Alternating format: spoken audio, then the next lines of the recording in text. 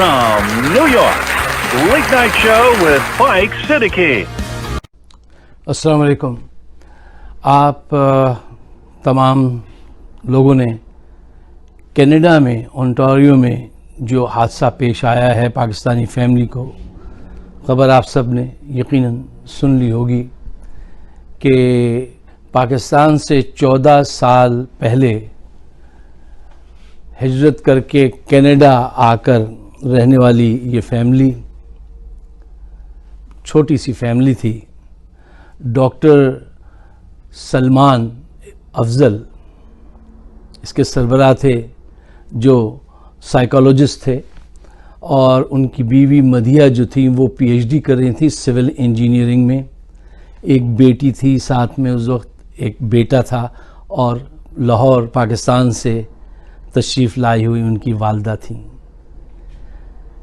एक hate monger ने, जो इस्लामोफोबिक प्रोपेगेंडे का शिकार है, उसने अपना ट्रक जो है वो उस वक्त उन पे चढ़ा दिया जब वो रोड क्रॉस कर रहे थे। वो रेड लाइट के इशारे पे खड़े थे कि ग्रीन हो तो वो आगे बढ़े। उनको क्या पता था, क्या खबर थी कि ये लम्हात ही, ये लम्हे आखिरी लम्हे हैं, और एक नफ़रत से भरा हुआ दिमाग जो है आज उनकी ज़िंदगी का ख़ात्मा करने वाला है। वो चले गए। एक 9 साला बच्चा फैज़ान सलमान बच गया, जो इस वक्त बहुत शदीद ज़ख्मी है और मौत और ज़िंदगी की हालत में हॉस्पिटल में है। जाने वाले तो चले गए, लेकिन ये ज़रा सोचिए और बताइए कि ये बच्चा अब अपनी ज़िंदगी कैसे गुजारेगा। ये ज़िंदगी में क्या सोच के बड़ा होगा कि इसके साथ, इसके पेरेंट्स के साथ क्या सलूक किया गया। ये अकेले ये ज़िंदगी कैसे जिएगा। न माँ, न बाप, न बहन, न भाई। ये किन एहसासात का शिकार होगा ये बच्चा। ये कितनी कमी महसूस करेगा अपने पेरेंट्स की, और इससे इसके जहन पे क्या असरात मुरतब होंगे। ये सोच मुझे तो बहुत आ रही है, आप भी सोचिएगा। दुआ कीजिएगा इस बच्चे के लिए कि अल्लाह ताला इससे कोई इतना बड़ा काम ले जो इस दुनिया से नफ़रत को दूर करने में कोई बड़ा कारनामा करे। ये बच्चा खुदा करे। ये वो फैमिली थी जो अपने इल्म, अपने किरदार, अपने लिबास से इस्लाम की, पाकिस्तान की भरपूर नुमाइंदगी करते थे। इंतहाई तहजीब याफ्ता लोग, दूसरों के काम आने वाले लोग थे ये। और आज इनके साथ क्या हुआ। ऐसा ही एक वाक़या 4 साल पहले गालिबन क्यूबिक एक जगह है कनाडा में, वहाँ हुआ। फिर 2019 में न्यूजीलैंड में हुआ, उस मस्जिद में जहाँ 50 से ज़ायद नमाजी मारे गए। यूरोप और अमेरिका में रहने वाले मुसलमान जो है वो यकीनन एक आजमाइश से गुज़र रहे हैं।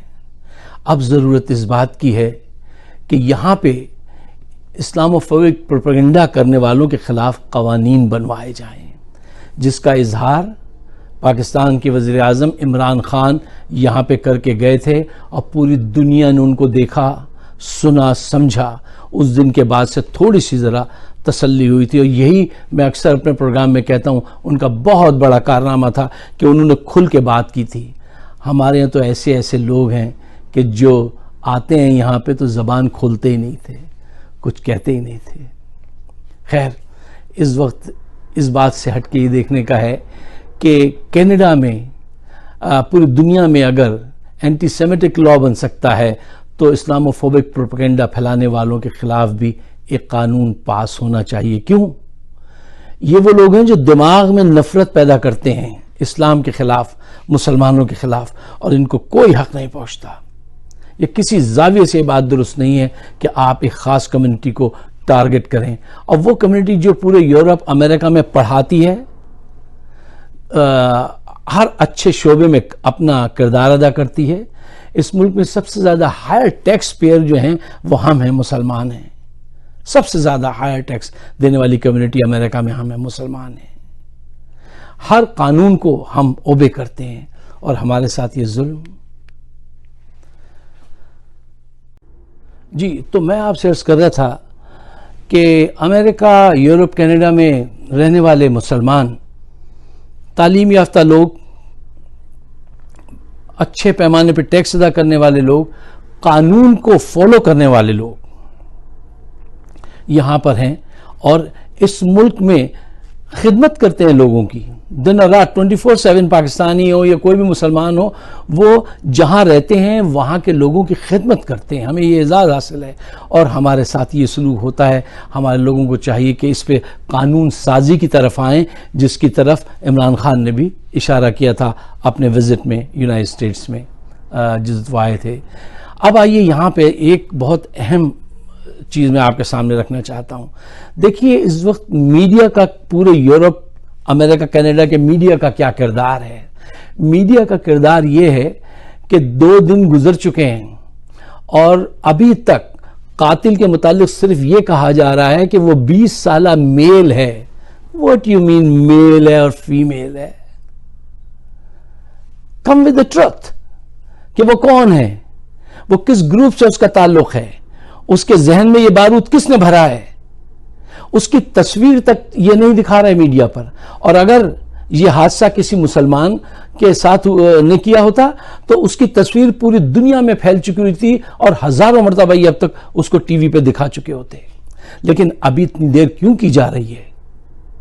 ہم تو یہی سمجھیں گے نا کہ وہاں پہ ایک کہانی گڑی جا رہی ہے تاکہ کم سے کم سزا ہو. ابھی آہستہ آہستہ آپ یہ رپورٹ سنیں گے کہ اس کا تعلق کسی گروپ سے نہیں تھا، اس کا تعلق وہ کبھی کسی کرائم سے نہیں تھا. ابھی آہستہ آہستہ یہ سٹوریز ڈیولپ کی جاتی ہیں. یہ میں آپ کو یہاں کا سٹائل بتا رہا ہوں. کیوں؟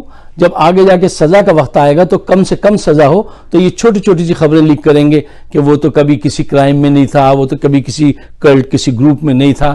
آہستہ آہستہ یہ اس کو ایسے سپورٹ کریں گے کہ اب تک اس کی ایک فوٹو کھینچ کے ٹی وی پہ نہیں دکھائی جا سکتی تھی. خواتین و حضرات، یہ ریئیکشن ہے اسرائیل اور فلسطین کے تنازع میں پاکستان نے جو ایک کردار ادا کیا اس کا. اور پاکستانی قوم جو ہے وہ پیچھے ہٹنے والی قوم نہیں ہے. ہم انتشار زدہ لوگ ضرور ہیں، ہم بکھرے ہوئے لوگ ضرور ہیں، لیکن بزدل اور بے وقوف لوگ نہیں ہیں. ہم سمجھ رہے ہیں کہ یہ پاکستانیوں کے ساتھ کیا ہو رہا ہے. آج عمران خان کی سیکیورٹی اتنی زیادہ کیوں کی گئی ہے؟ ان کے باڈی گارڈز کو بدل دیا گیا، ان کے ہیلی کاپٹر کا جو پائلٹ تھا سب کو بدل دیا گیا. کیوں کیا جا رہا ہے ایسا؟ کوئی ریزن ہوگا نا. ابھی سب آپ سوچیے، ہمارے پاس تو مختصر سا ٹائم ہوتا ہے آپ کے سامنے بات رکھنے کا.